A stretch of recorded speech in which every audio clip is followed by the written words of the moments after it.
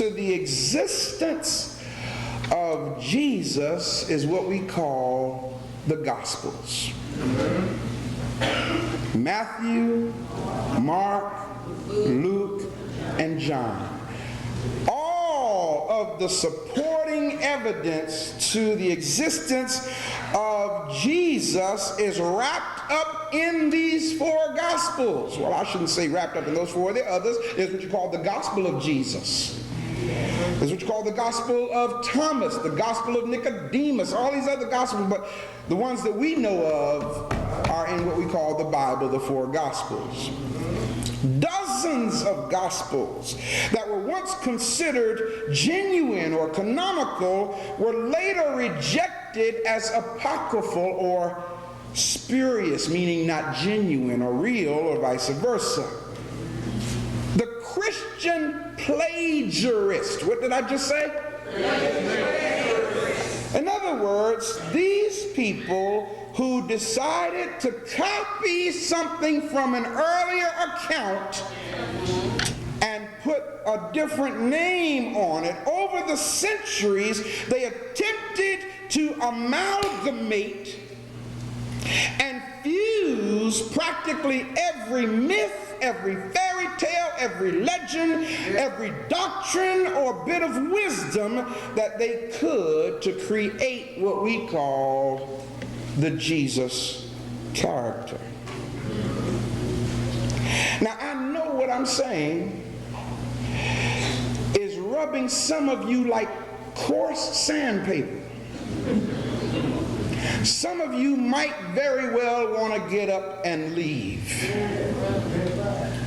You have that right. But I guarantee you, if you do, you won't learn. Choice is yours. Notice what I'm getting ready to tell you now. And I'm trying to do this in the space of 1 hour. The legend of Jesus, notice how I said that, the legend of Jesus identically, what did I say? Identically parallels, that's the word they would have me use. Actually, it is an exact copy of the story of Osiris, Horus, first, second, Krishna, Buddha, and about 24 other saviors. But I'll just talk about the 3 that I just named. Let's check this out for a moment. Now, I'm talking about stories that predate the Christian story by thousands of years. You listen and take it to your own mental court of law and y'all tell me what you come up with. No, don't tell me nothing. You tell yourself what you come up with. Let's go to the first one. Everybody say Horus. H-O-R-U-S. You may want to write it down. Horus, or the original name was Heru, H-E-R-U. His father's name was Osiris. The stories of Jesus and Horus are identical. Let me tell you something about Horus. Who did I say I'm talking about now? Horus. Horus was born of a virgin. Yes, sir. Her name was Aset or Isis. Horus was born on December 25th in a cave or manger, which we stood in while we were in Kemet, by the way. When Horus was born, his birth was announced by a star in the east. Yes, sir. And 3 wise men Yes, sir. came to his birth. Second parallel. child, at 12 years old, Yes, sir. he was a teacher in the temples in Kemet. Yes, sir.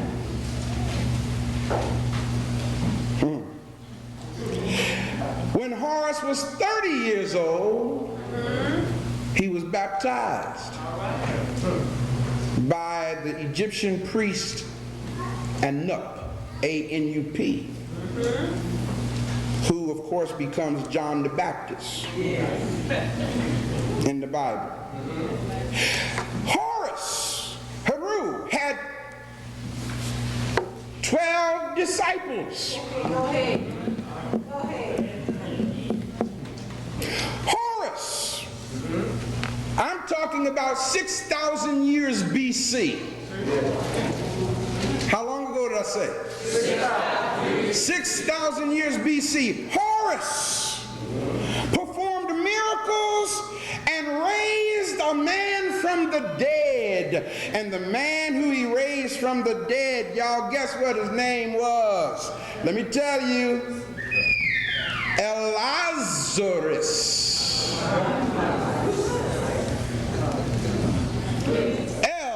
Lazarus, who became Lazarus in the Bible. Horace walked on water. Horace, 6,000 years BC, was transfigured on a mountain in front of his disciples. Horace was crucified.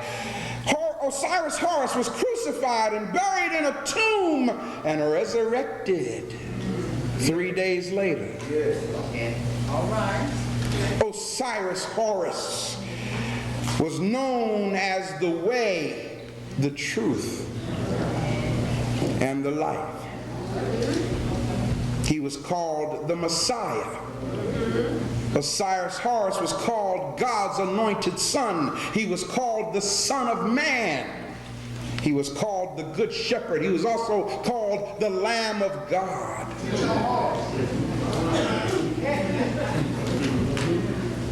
Osiris Horus also had the title of the Fisher. Yes. Horus's personal epithet was Iusa, I-U-S-A, or which translates means to be the ever-becoming son of Ptah, the father. Horus was called Christ, K-R-S-T, Yes, sir. which means in Kemet, the anointed one. Now, did anything I say sound familiar?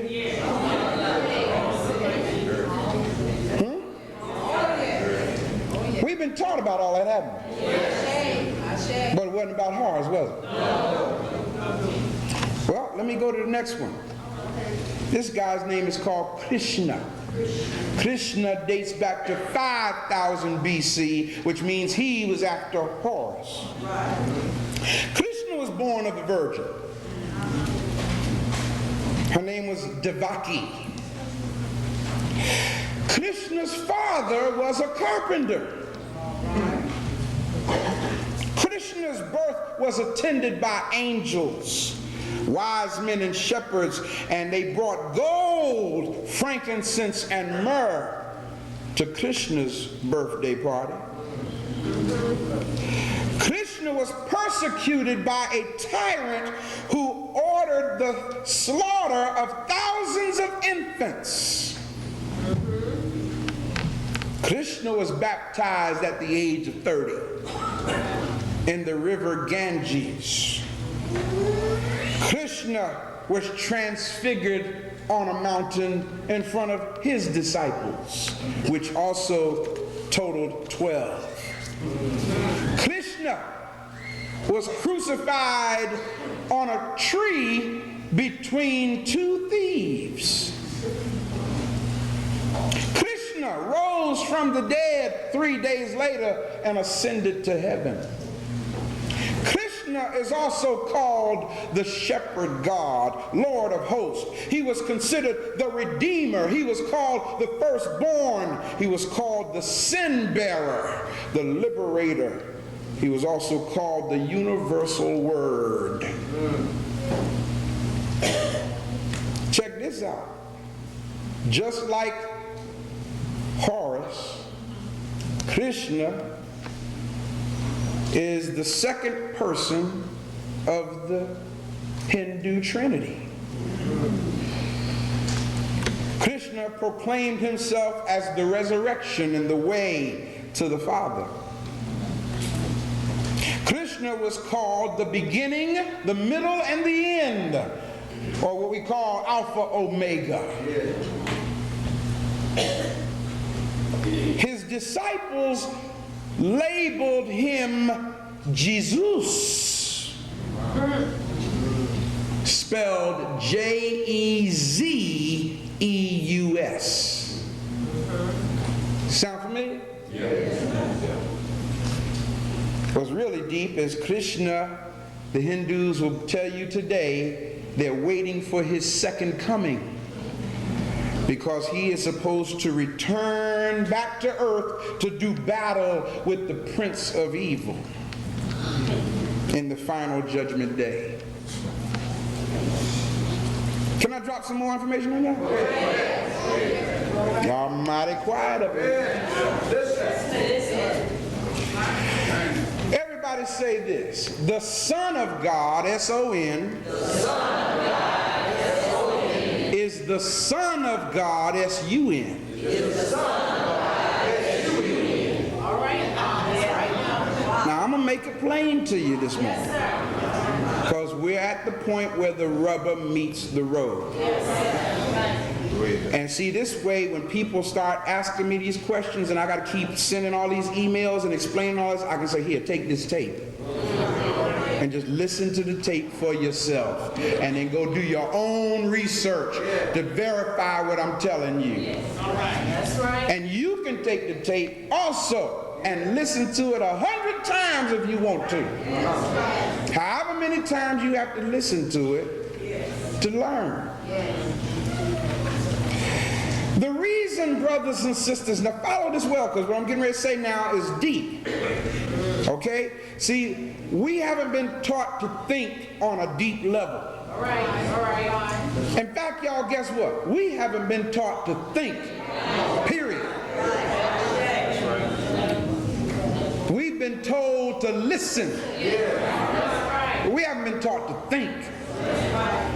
Now, what I'm getting ready to tell y'all now is deep.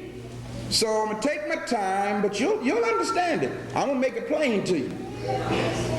The reason why all these narratives are so similar, with a God-man who was crucified, resurrected, virgin-born, is because we need to understand that these stories were based on the movements of the sun in the sky.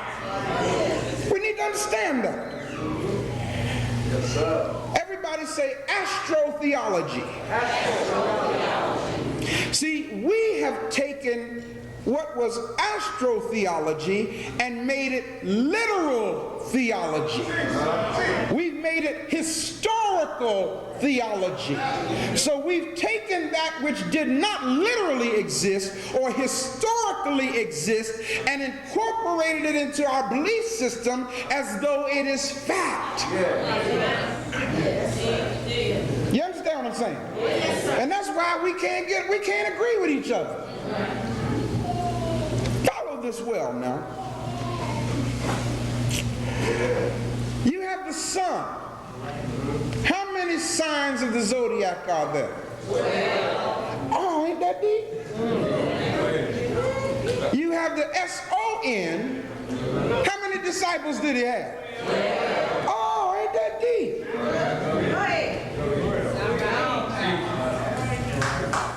Check this out now. Check this out. Yes, sir. Most of the world's crucified God men have their traditional birthday on what day? December December 25th. This is because the ancient Africans, follow me people, the ancient Africans in Kemet recognized that from an earth-centric perspective, the sun makes its annual descent southward until December 22nd. On December 22nd is the beginning of what is called the winter solstice.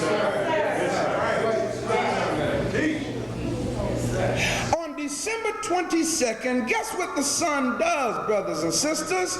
It stops moving. In other words, it dies. And it starts its journey back northward, which takes 3 days for it to rise again.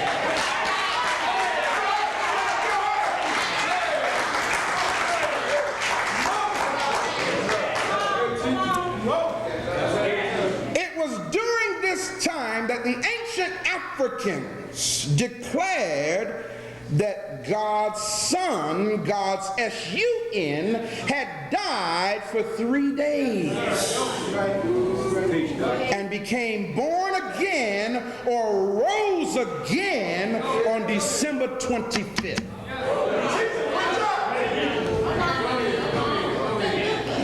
The ancient Africans understood that they can't live without the sun.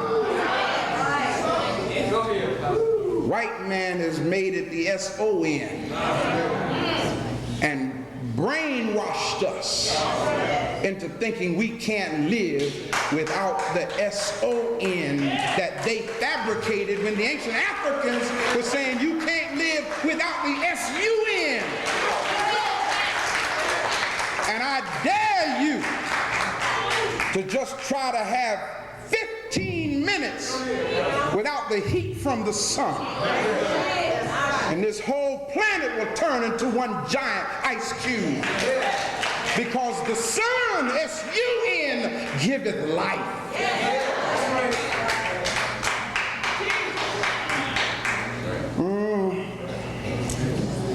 You see, brothers and sisters, we also need to understand that the calendar, the ancient African calendar, not the Gregorian calendar of the white man now. Because see, according to them,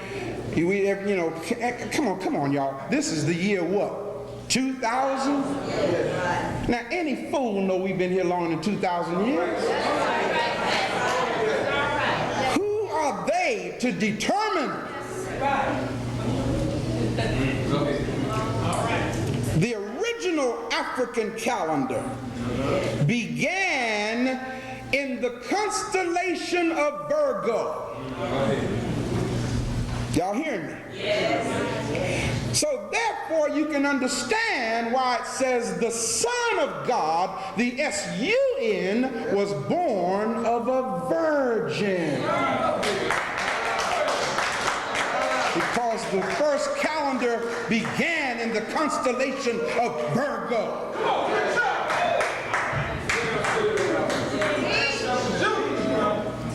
I mean, let's, as we say, keep it real. What is the light of the world, people? The S-U-N. I mean, look out the window. Amber and you, he ain't do that. There's no light bulb big enough to be the light of the world. But they taught us the S-O-N is the light of the world. Y'all have heard the phrase, the sun cometh on the clouds, and every eye shall see him. Well, it happens every morning. When the sun rises, you see it coming in the cloud, and all you got to do is look up unless you're blind. And they took that and made it a part of the doctrine of eschatology. The rising of the sun is the savior of mankind. As far as the sun walking on the water, real simple, people. Go to the shore of the sea and watch the sun as it comes up over the horizon. And you'll see the sun walking on the water. It's real simple. Don't get deep with it.